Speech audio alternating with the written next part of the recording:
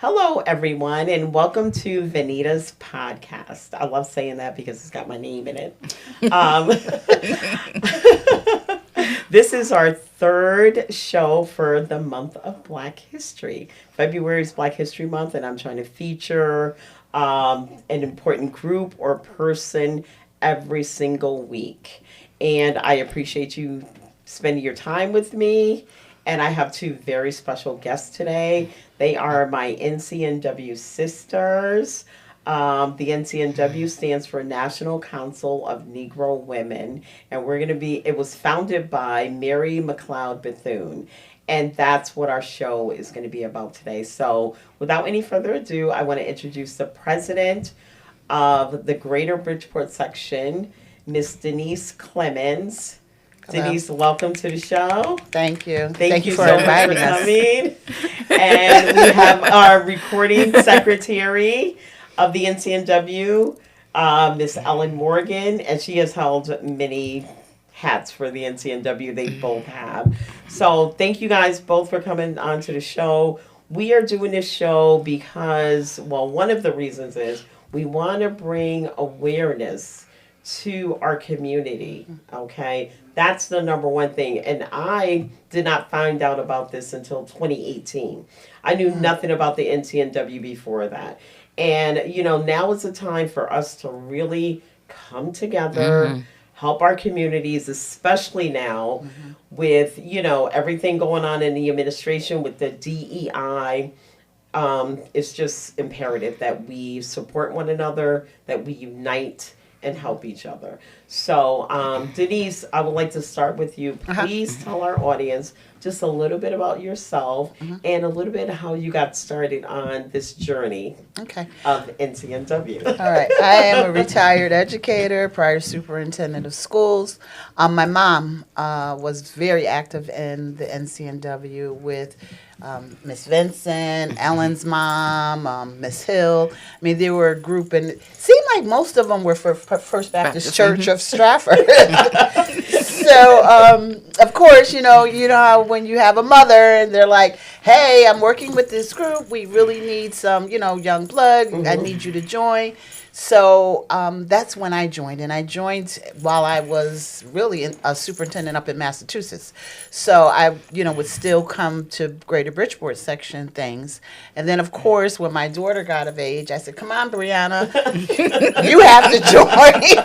I had to join, you have to join. Joyce, you have to join, That's So right. really right now what we're trying to do is we're trying to revitalize the Greater Bridgeport section, like when Ellen's mom and Miss Vincent were there. I mean, because it was very vibrant. They used to do a debutante. And a lot of things have fallen by the wayside because the members have, age, gotten older and things of that sort. So what we've been trying to do now is to have some sort of monthly event so that we can be out in the community, people can know who we are, and we want to support, people also, and especially now with, like you said, with this administration, we have to be as supportive as we can of each other. So that's basically our core, and it is about empowering women and children, Black women and children in the community. But we have kind of spread our wings, and if we can support you, we do. Absolutely. Thank you. Thank you. Ellen, please tell our audience a little bit about yourself. And she kind of told us how you got involved, but you could reiterate. Yeah. Or give your version. Very similar to Denise. My mother was in the organization. And another member of ours named Karen, she and I would do our homework when we were in high school. We got tasked with bringing our parents to the meetings because this was our way of driving, right? So, you drive your mother to the meetings and then you have to sit there for the whole meeting. So we had to do our homework. So we sat in the back doing our homework. And when I came back to Connecticut after law school, my mother was like, well, time for you to join. I was like, okay. That's it. And thus I joined. Kids were different back then. They did exactly what they were told. Yes. Yes. Now you got to have like a meeting, with them. Yeah, I'm not gonna negotiate with a 2-year-old. Okay, I'm just not gonna No. do that. Never say never. I did that. Never say never. Yeah. So, And I didn't have to negotiate with my daughter either. yeah. I mean, she's also a Delta, so she knows about community service and trying to be involved in the community. So Yeah, we were all brought up with a sense Yeah. of community we service. really were. Yeah. I mean, it's second nature to virtually every member of NCNW Yep. to do community service. And I know your daughter is very loyal to you. She's got your back, all 100%, and that's a beautiful thing. Yeah. So I got involved with NCNW through Karen Hill Johnson, Tamika Warner, and Jackie Warner because they were my Medicare life insurers. They were clients of mine. Oh, okay. And so that's how it was introduced to me. I am also from Bridgeport, but we never heard of anything. I'm from Father Panic Village and single parent with 7 kids. There was no community stuff. So I didn't know anything about it. And that's how I got introduced to it. And so they asked me to come to a meeting. I was like, well, if you get the life insurance, I come. No. No, I didn't do that. So anyway, I ended up coming to the meeting. They did get it anyway. So I ended up coming to the meeting, and I really enjoyed it. To me, I had never had mentors. I've never had support. I never had that sisterhood that you guys have with sororities and everything. And it was just the best thing to me. I was like, I was so excited, and I started recruiting people. You remember? I remember. I was so excited. It was just like, these are my sisters. And then I got into a couple of fights with some of them, and I'm like, That's how you know that really you're my sisters. Exactly. That's right. I think it was Tamika. It was Tamika. 'Cause Tamika has this domineer personality, and it was like, and so do I, and it was just like, okay. So I was like, okay, now we are like best friends. So sometimes that happened, but that was my introduction, and to me, when they told me what NCNW stood for, I couldn't even say the word Negro. It was like Really? Oh, it was like a foreign word to me because that's not my era. Right, right. Well, they National talked about the word Negro in the name because it was founded in 1935 Right. by Dr. Mary McLeod Bethune in New York City as a coalition of women's groups. And at the time, 1935, Negro was an acceptable term. Yes. And a lot of younger people within the 90s and the aughts were like, well, I don't know if I want to be called Negro. This was our historical term. Just like NAACP has, the C stands for colored. Colored. It was a historical term. We're not going to change a historical name. Yep. But we're going to be different than it was in 1935 to now. I mean, Of course. we're We're going to use the same words and they're going to mean the same thing, but we're not going to change history. right. Okay? And, like some other people are trying to do on a national level. Exactly. Exactly. Don't even bring me over there. But we are not going to change history. And I got used to it. I'm just saying at first, I was like, I would just say NCNW because it was so Yeah. weird. I just felt so out of place. And then I just kept practicing in the mirror like I do everything. And I just got used to saying it. And the only time I say it is when I'm describing this organization, which is a great organization. And I was just, like I said, I was talking about myself. I was so excited. I felt like I was a part of something that was way bigger than I am, and that I'm helping, the community do something. Right. And and at the time I didn't know what, but it just felt so good. It And does. it still does. And I just want to say to everybody out there, come to a meeting, get the information, band together, let's unite, especially here in Bridgeport. Even if you do something as small, even if you're a teenager, we have your daughter starting a Right. youth group, a teenager in high school. Even if you're doing something in your community as small as, say for an example, you live in a community where there's a single parent, and she has 2 children, and she's working full-time and part-time, and you look in on her kids. That's a community service.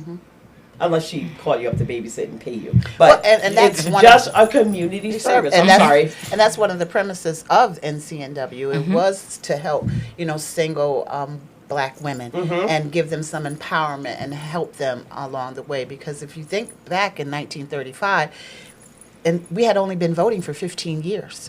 And so, Yeah. things are now moving, so everyone is trying to help each other, but we had to help ourselves because there was still a lot of, racial unrest back then. So that is one of the main pillars of NCNW is community service and to the education piece, the social justice. Ellen is our social justice chair. And so, and especially now with the midterm elections, we really have to be vigilant about getting out and educating voters, not telling you who to vote for, but to give you the appropriate information. Yeah, we can't endorse anybody here, but, Right. Call me on my cell. Call me on my cell phone. And see, you know what? If my mother had that kind of support, she would have been a better person. I probably would have been a better person, 'cause I she think would you're pretty have fabulous. Yeah, got I me mean, you can't say that. I involved. think she did well. I mean, look at you. You're here. You're on a podcast. I mean, she did well. You did well. I mean, Yes. don't ever say that because, and when you think of that, and I hate to say this, that's just about like when people say about children, and say, oh my goodness, he's bad. Every child has a good spot. You just have to find it. And so that's why it's not good to ever degrade yourself, put anybody down, because you don't know their struggle, and from where they are might be 100 steps further than where they were. Exactly. So- I didn't mean it in that way. I meant maybe, as far as being involved in the community. I always try to help people and I always try to be a good person, but I just didn't have the education or of, supporting my community. I didn't have the knowledge. We didn't even know about local voting. Well, at least I didn't because my mother didn't teach it. My mom was, she was, abused. She left my father in Alabama with 6 kids and went from Mobile, Alabama to Bridgeport, Connecticut and ended up in Father Panic Village, which was a black hole where the same negative things just perpetuated. So that's what I meant by a better person. I didn't mean me personally because I'm as good as I could be. I try to be, learn what I can and, whatever, but that's what I meant by that. So if my mom had met someone in this organization or the church or whatever, we would have, been better community people. We would have been better educated. We would have known about local voting is far more important than voting for the president because that was our big thing. So that's what I meant by that. So, I mean, if you're out there and you feel like you're alone, come to one of our meetings. We'll even send you a Zoom link because we don't go anywhere when it's cold. And it's, we it's be at easier. home January, February, March. But other times we would love for you to come out to our membership tea. It's April 25th. It's on April 25th. It is free. It's in a public library. It's going to be at Newfield. Newfield Library. And it usually starts around noon or 1 o'clock. But if you want to get the information out, I'll be making some public service announcements about that. Please come to the membership tea. And Ellen has the finest china. It's a real china. I love it. I'm like a little kid with that china. It reminds me of my tea sets. And we just sit there and just, communicate with one another, network with one another. And then you develop friendship. And you learn that you're not alone in whatever it is that you're doing and that we are powerful in numbers. That, if we all come together, we can make this community better. You will be better at whatever it is that you're doing. So, and like I said, this administration is driving us together. As Black and brown people, we really need to come together and support one another. That doesn't mean segregate from, your white friends. I have, most of my friends are white, so, and I'm not about to give them up. They've been friends for 41 years. What I am saying as a culture, and I know we all know it, we're not as close as we should be. The black dollar doesn't stay in the community as long as the Asian dollar does. So that's what I mean by support. So my first week of doing Black History, I did it with Mr. Jeffrey Fletcher. He is He's the great, CEO isn't he? and Yes. president of the African American, the Ruby and Calvin African American History Museum. And that's one of the places we visited as a group last year during Black History Month, because we also try to get out and support each other. So for our Black History Month event, we Oh, visited okay. the museum last year. Oh, okay. Yeah, yeah. I went a couple times. I admitted to him, with my upbringing and surroundings and everything, I had never been to an African American museum, and his was the first. And I remember that day like it was yesterday. It was pouring down raining, the grand opening. I don't know if you guys were there. And I went with Joe. And of course, I'm at that age where I'm, having my menopause or whatever, or pausing with God, we'll call it. And it was so sad to me. Thank God I was saturated with rain and water because we stood in the rain. I cried through the whole thing. I was just bawling through the whole thing. Just see the pictures. I couldn't even, comprehend how people could do that to other people. And so, yeah, I really love having Jeffrey on, but we talked about black on black, separation. And it's important for us to realize that, if you succeed, you need to pull somebody up. You need to take somebody with you. But instead, there's a lot of us that are so against one another. Why is that? That is a learned behavior. Yeah. And it's generational learned. Yes. Yes. And it's learned from when we were first enslaved. And it was a way for the planters, the enslavers, to maintain control over the enslaved, pit one against the other. Yes. And as that gets taught to the next generation and the next generation and the next generation, that's where that behavior comes from. And it didn't happen overnight. Nope. Yeah. And it's not going to go away overnight. But it is a learned behavior. And it's something that we have to unlearn. We have to unlearn it, and we got to come together. Yeah. And it's things like this that will do that. Yeah. And I'll tell you, I'll take it a step further. It was basically before the plantations, because when they came to Africa, somebody had to tell them where to go. And they didn't know where to go. So you had these tribes Yes. who were pitted against each other. other. Yep. And so really it started there and then carried over Yep. into the plantation. So it's it's something like Ellen said, it is definitely a learned behavior. And at some point in time, we have to learn to break that cycle.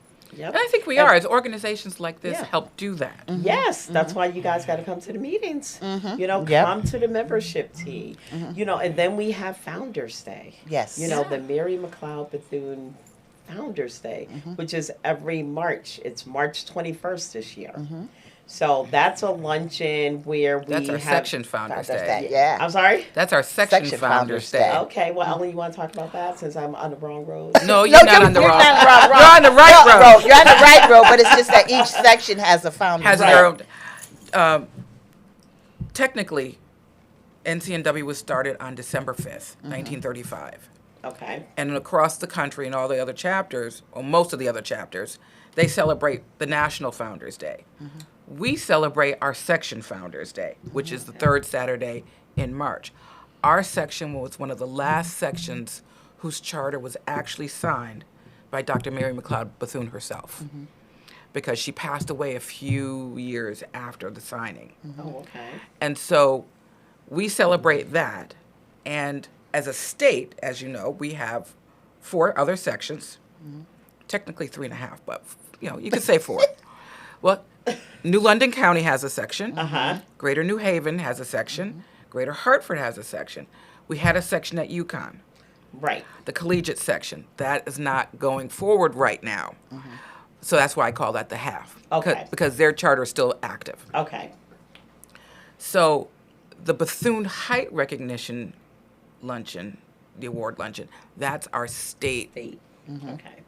acknowledgement of our founders, Dr. Mary McLeod Bethune and her right-hand person, her right-hand woman, Dorothy Irene Hart, godmother of the Civil Rights Movement.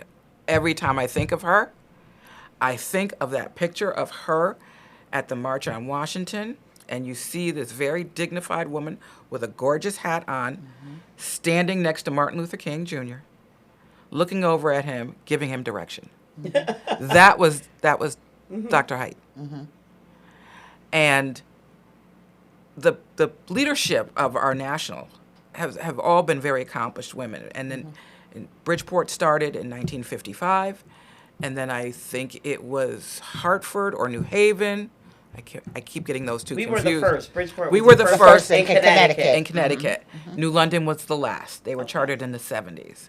And so from 1955 on, we've been active in this area. For some of the people who are listening, depending on their age, they may remember the debutante ball. We ran a debutante ball for 44 years. And members came from all around to uplift these young women, teach them things, get them ready for college, and send them off on their merry way. And you would be amazed at how many people still have art ephemera from their days as a debutante.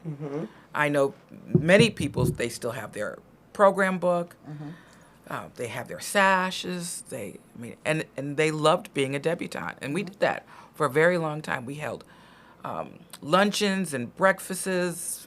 We did marches. We did food drives. We did all kind of community service. One year we made Easter baskets for kids in domestic violence shelters.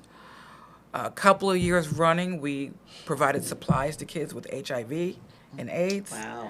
We did a lot of stuff. And then our members got older, like Denise said, and some of them died, some of them moved away. And then the group got smaller and smaller. So that's why we don't run the debutante ball anymore.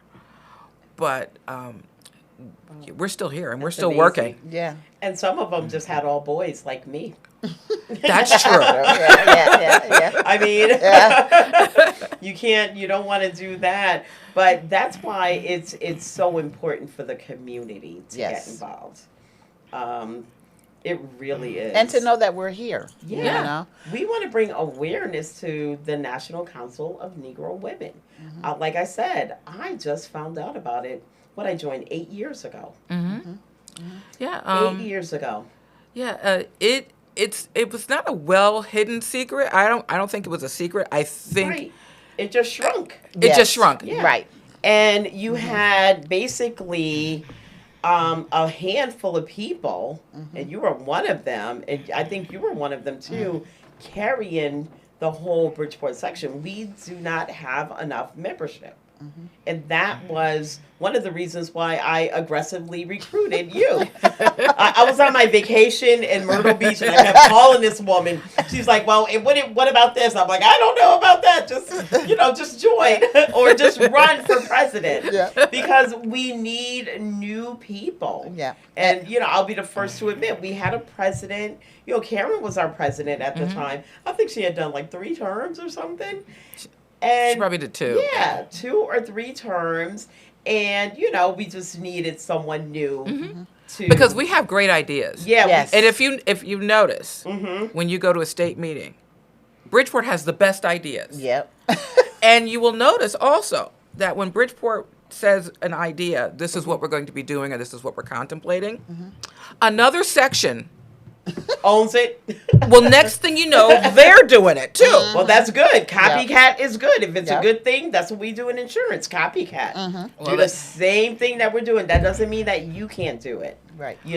We can all do it, and we can do it together. And everybody put their different spin on it. And I think That's really right. Yeah. too what has helped the membership boost too, not just because of me, but because now Siobhan Arline Bradley, Reverend Siobhan Arline Bradley, is the new, president of NCNW, and she's a Delta.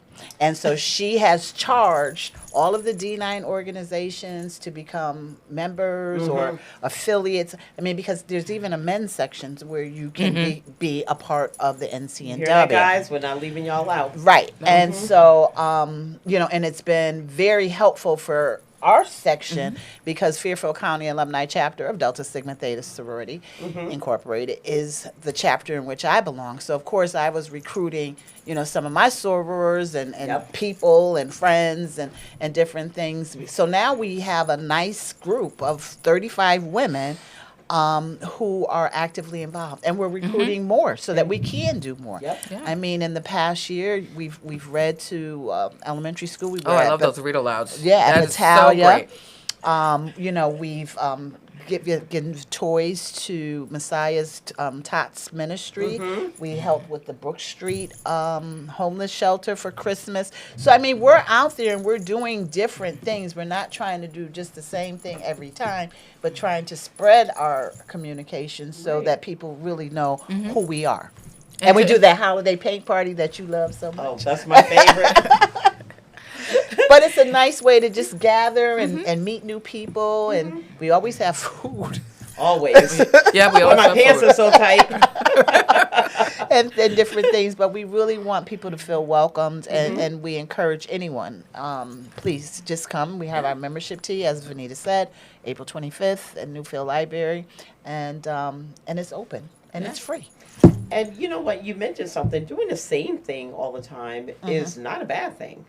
I mean, like reading to kids. Oh yeah, I well mean, we do that. Yeah, but we you try can to do go to that different all the time. schools. Go to different schools. So we need more people so we can go to all the schools. Right. That's what it's all about. We need more membership. We need people to come in and see what we're doing and become a part of it, because and you don't have to do the same thing forever. Like Right. when my kids were in elementary school, I was on the school board. Okay, I was running things at this little school. I was on the PTA because I wanted to know. I wanted to be involved in my kids' education. They went to a Catholic school, Sacred Heart St. Peter School on Columbus Avenue, which is no longer there. There, yeah. We did, we called the alumni, we did fundraising, we honored the principal, we did everything. But you know what else we did? We made the rules for our kids. We made sure they had in-school suspension so that when a kid does something bad, you don't, well, not bad or whatever you want to call it, you don't send them Mischievous. home. Thank you. I got teachers here. I'll be corrected. Teachers and lawyers. But my point is, you don't send the kids home for 3 days Right. to miss Right. school. Right. You keep them in their, well, maybe not in their class, but, And Detention room. separate Yep. them, detention room, you do your homework, and then you humiliate them in kind of a way like cleaning, cafeteria tables as a punishment in front of everybody for misbehaving or getting into mischief things or whatever y'all Right. want to call it. I just call them bad and they need a whooping. But, and send them back to school the next day because that's the way I was raised. So, it's okay to move on from that. So now I'm no longer doing that. So you join our section, okay, and you do one thing for a while, then you might want to move on to We have a membership. lot of things There are to choose so many from. different things, and maybe you have some ideas for things Right. that need to be done in your neighborhood that Exactly. we haven't even thought of. Exactly. Right. And then we could get you involved. So And our we just- neighborhood is all of Fairfield County, Yes. by the way. Yes. We have members who are in Stamford. We have members in Derby, Shelton, Stratford. Norwalk. Yep. So we're all over. So Yeah. And so when there is a need, there's somebody there to say, hey, this is what's going on in my community. Right. We could use your help. Exactly. And since this is going to be on YouTube, wherever you may be, we have sections in every state Yep. in this country. Virtually every state. Yep. Okay. So if which ones are we lacking, or do you know? I want to say there is no section in Vermont. Can't imagine why. Well, Vermont. So no, not I- what? I don't think there's one in Vermont. I don't think there's one in Rhode Island. Okay. Because I did check for Rhode Island. Someone told me there was one in New Hampshire. Okay. I was looking for that sister at convention. Okay. I didn't find her, but they told me she was there. So I'm going this year. It's already on my calendar. Right. It's going to be in Atlanta on October 21st through the 25th, 25th. right. I am definitely going. So if they don't have one in your state, Go to the next state. You can always start request your own. a Zoom. Yep. Hey, that's even better. Or you can It's still even better join start another your own. chapter, Mm-hmm. and it doesn't matter. I mean, even if you live in New York or wherever, but if you want to join the Greater Bridgeport section, that option is open to Wow. you. Yes, Okay. Yeah, you you can can pick join it. Yeah. anywhere. Anywhere. Okay. And there are some international ones. There's still one in Germany. Yeah, Oh, There is one in Puerto Rico. well, Puerto Rico is a state. territory. Yeah. It's a territory, but most people don't think of NCNW in Puerto Rico. Okay. But it's there. We still have our office at the United Nations. Okay. And, We're the only black-owned house on Pennsylvania Avenue in I don't want to Washington. mention that because I like to keep it. Well, Yeah, so I knew that. And I was, yeah, but we have to because we still have to come together and stand for what's ours. That's right. yes. And don't let anybody take it away. That is so true. yeah. That is And so then, and true. if you've ever been to have you ever been to the headquarters? No. No. I've I- only driven through Washington. I've never been to the African American Museum. Oh, you gotta You go. had it. I have Girl. not done a tour of DC. It's always, I did one in Atlanta, but I haven't done DC. And I was looking forward to going to convention because I knew we were going to be in the DC area. Yeah. And now it's going to be in Atlanta. So Well, that's okay too it's because fine. it'll be There's- bigger. Yeah. It- but in DC, there's the original council house that Dr. Bethune purchased for the National Council of Negro Women. That is now part of the National Park Service. And as we all know what's going on with the National Park Oh, Service. yeah. And today I heard that they're taking away the timed reservations to go into the big national parks like Yosemite. Don't ask me. But Well, anyway. at least Philly got their plaques back Back- up. yeah. Yes. So that's a great thing. But I mention it because there are a lot of historical black sites in D.C. Okay. that are part of the National Park Service. And when there's not a lot of traffic at these sites, the powers that be take a look at it and say, well, why am I supporting this? Why am I putting money here? Why am I staffing this place? Let's get rid of it. Oh, yeah. yeah. And that was, our council house was on the chopping block for a while. And then our president, Dr. Reverend Arline Bradley, she put out the call, stepped reminded in. everybody, hey, we still have this council house, not just headquarters, we have the council house. Go take a look at it. This is where Dr. Bethune did her work. It is archived, everything. I mean, stuff is Wow. there. And people started coming in droves. And so we were saved from the chopping Right. block. Wow. When you go to the African American Museum in DC, there is a room dedicated to NCNW. Yep. There's an entire room. There are copies of publications that we had in the past, physical copies. There are artifacts from Dr. Bethune, from Dr. Height, from Dr. Farabee. There is a recording of Dr. Mary McLeod Bethune giving a speech. I need to take you as my personal escort. It's. I mean, you It's spend really- all day. It's. Oh. Fabulous. You told me 2 days, It's right? a 2-day. That's Yeah. a 2-day thing Yeah. to do that museum. Yeah. Absolutely. I would love to do that. But that was amazing. I mean, when I went, I didn't know it was there, and I'm just walking around. There's NCNW. Oh, you didn't know? I didn't know it was- Oh, I you didn't didn't get know- the map? No, I didn't know. I'm just following around. And I'm Okay. like, Following everybody. I did the opposite because when I went, she said, don't start here. Start at the top and come down because everybody goes down because that's where they had the Emmett Till thing and all of that. So, I mean, but it is, they have a whole room just for the kids. Your granddaughter would love oh it. yeah. Yeah. Yeah. It is an amazing museum. It is also under The Emmett fire. Till is going to make me cry. That is the only room in that museum that you cannot take a picture in. Right. Emmett Till? Yes. But that museum is also under fire. Yep. I know. And there, you know what, there's a lot of information. People have a lot of information out there that they can contribute to our organization. Like I just saw on Facebook that there are black parks that are not affected by what the administration is doing. Right.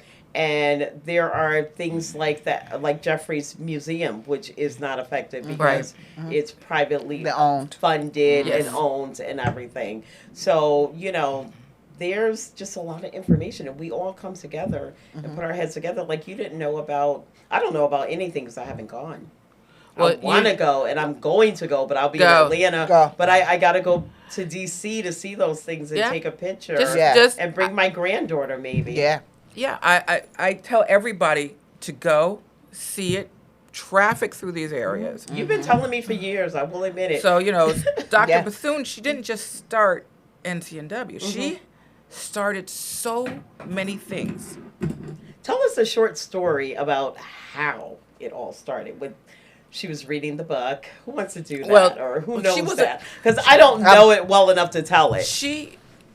Her mother was a laundress, and she went to this client's house, and the client had a little girl, same age as her daughter, Mary. And the little girls would play together. Okay. And so the mother would go to the house, get the laundry, pick up the new laundry, and little girls would go upstairs to the room to play. And one day, the white person's daughter, she had these books on a bookshelf. They had been given to her by her parents. Her father was very wealthy and had traveled overseas and had gotten her these books. And little Mary had never seen these before. And she picked one up. And the little girl said, "Put that down, that is not for you." Now, little Mary was like 8 years old. She hadn't been to school. Oh, Yeah. And so that really, really That hurt her. started this whole thing. She didn't like that. So she told her mother, and her mother said, "Okay, I'm sending you to school." So they sent her to school. And she did well with what was available to her. And she went to for higher education as a missionary, and she wanted to be a missionary. And when she graduated, the people who ran the school said, "No, black people are not missionaries. You can, go do something else, but we're not going to send you anywhere." And so she said, this is not right. I mean, because she had learned to read, and it opened up an entire world for her. And so I'm going to say 1915 or so, she started selling fish dinners and making pies. And she bought this little dirt shack on the edge of the garbage dump in Daytona Beach, Florida. That was her school. wow. And so she, advertised. Girls came. They paid their little money. Within 20 years, that little dirt shack became Bethune-Cookman College. It's now Bethune-Cookman University. And That's amazing. Please share this video. That is amazing. It's amazing that you remember every single little detail. I knew somebody had it. Right. She knows all the details. I know the score. but Wow. that little girl, who Inspired her. Yeah. probably didn't think twice about it because this is what she had been taught, Exactly. Exactly. told Mary, "That's not for you."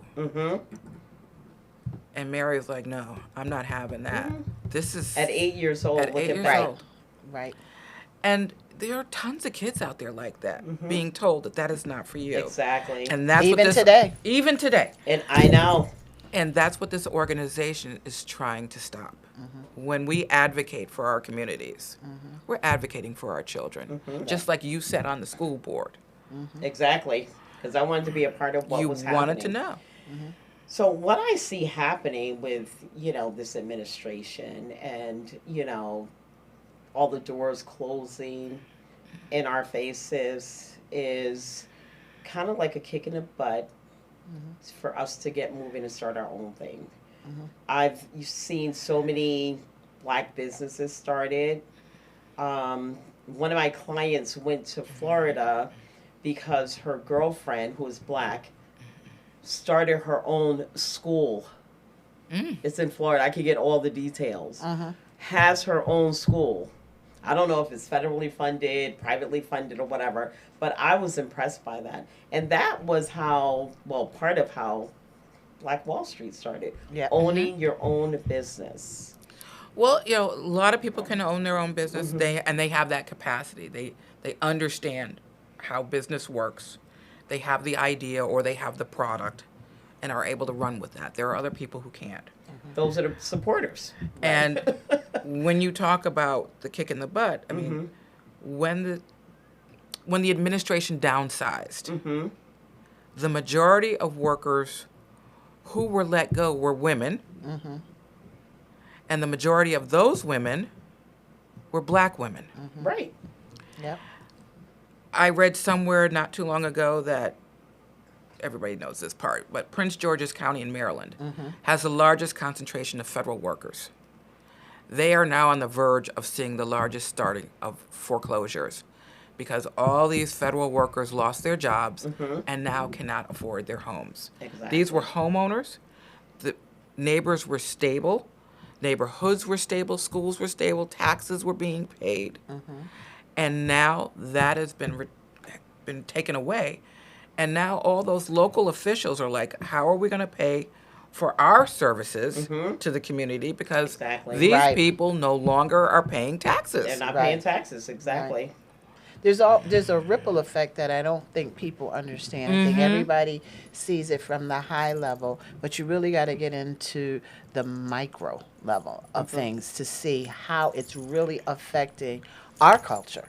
You know, I mean, I shouldn't say ours because it's all minorities. You know, I mean, you know, the immigration stuff, and I really think that at some point in time, people are waking up. Yes. You know, Yeah, I believe they are. And because I think before that's not going to impact me. That's not going to impact, but it's impacting everyone. Everybody, Everybody. the whole Yes. up to the state level. Yes. So, you know, I can relate 100%. I was discriminated against, and my job was literally taken from me in 2010 and given to a white girl Oh, I believe it. that didn't know a fraction of what I knew about the job. This girl, we're still friends today, happened to be a really good friend of mine. And it almost tore us apart. It did tear us apart for a while. But just to get back on track, I worked for someone at that point. And what that does to you, I needed therapy. I was so depressed. I'm almost in tears just thinking about how depressed I was. I was so depressed, so hurt, so demoralized, so degraded that all I could do, if you could imagine me being, I weigh like 155 pounds now. I was like 110. I was skin and bones. And I went to the gym every day and worked out and cried for hours. That was my therapy. So you just can't have that happen and just jump right into starting your own business. Yeah. I get it Right. from a personal point. Yeah. And And it's across the board. Hell. It's awful. It is. It's awful. It is. Like I said, I needed therapy. So, Right. you know, and then I tried to sue him. And I went through the whole process. I didn't want to spend, and I got a severance and all that. I didn't want to spend the money on a lawyer. So I tried to do it on my own, and I have a legal service. So they were telling me, I did my own rebuttals and everything. They told me what to do, and I did it. I mean, I could read. That's all you need. So I was actually winning my case. He went in, he had to go and get a lawyer. And it was just his lawyer, him, me, and the woman in Waterbury. I forget her name.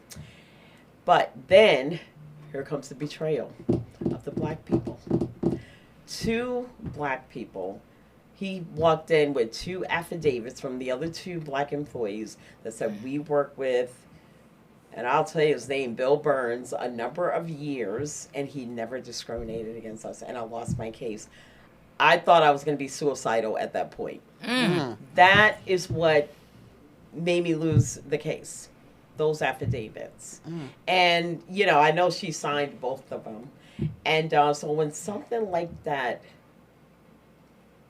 hurts so much, you know, so much pain, it is hard to come back from that. And you become tough. I was like a bee for a while. I was like, you know what? I'm never letting that happen to me again. And I started my own business a few years later. It took me years. Joe carried me for years. Poor Joe. He carried me for years mentally, physically, financially. everything, because if I was a single mom, I would have fallen apart. You know, I look at those situations, because I've been in those situations, as a way of opening the doors. Oh, that's what I mean. You know what I'm Big saying? in the butt. It opens the doors, and only God can tell what's going to happen to you. You don't let anybody control your destiny. Yep. No matter who they are. I didn't have the support. I mean, Joe supported me as much as he could. You know, he's the guy. He paid the bills. He did, whatever he needed to do. But I just want to say to the people out there, an organization like this can really help you to the next level. Because there's support. Your community. There is support. And the our support experience from these old women that's been discriminated against and everything else, come join us. Come and see what we're about. Yeah. And help the next generation. Yeah, it's because that's what it's about. Yeah. It's about building. Yeah. It's just not about us, but we have to really build for the next generation. Exactly. Because we had it bad, but they're going to have it worse. If we don't support each other. Exactly. And we really need to teach our people the survival skills necessary. Yes. And that's what we do. Yes. That It is what we is so important to, help yourself, help your neighbor, help your family. And I'm such a family-oriented person. I taught my kids as best as I could. Coming from the village, my two boys, they didn't know what outside was until they were 16 because I didn't let them out because I was scared of what could happen. I lost two brothers in that craziness. So, learn from our experiences. Have a better opportunity. Because we work so that our children could do better. And so that our grandchildren could do better than our children. And the only way that we're going to do that is together. We have to come together. And I've done some crazy things over the time especially with our community. I mean, in our organization. I aggressively recruited this woman, and then I said something to her that wasn't true, and I want to apologize on the air. I am so sorry for saying what I said to you. And I'm not going to repeat it, but don't even worry about it, because you know what? As a woman and as a president, I've been in high-powered positions, and so you can't hold anything against. Exactly. You just let it go and you move on. And you move on. Because if you do, you will yourself tear yourself up. Exactly. And I'm the type of person. And I'm the type of person where I could admit I did something wrong and say, okay, let's forget it and let's move on and let's keep going forward. Because. That is a skill you learn in a group like ours. No one's infallible. Yeah. We're all going to make mistakes. Because I didn't hold anything against you, did I? I know. And I didn't hold anything against you. You know what I'm saying? I just kept But I did that for a reason, but maybe the reason was in my head at the time. Right. But, it doesn't matter. It's a sisterhood. You said it at the beginning. Exactly. You fight, and then you get back, and then that's how you And that's how sisters are. And you grow and you become friends. Like me and the girl that, the white girl that they try to put the white girl against the black girl at the company that they literally took my job from. We are best friends today. That was 2010, I think. Right. So, what doesn't kill you will make you stronger. Absolutely. Believe in that cliche. Believe in that. And, I love this organization. I'm very inactive right now because I have so many other things going on in my life, too. This is your busy I season, just babysat for 6 weeks for my 3-month-old son. Grandson, I mean. But that brings me to something that I read about Dr. Bethune. Because I read a couple of books.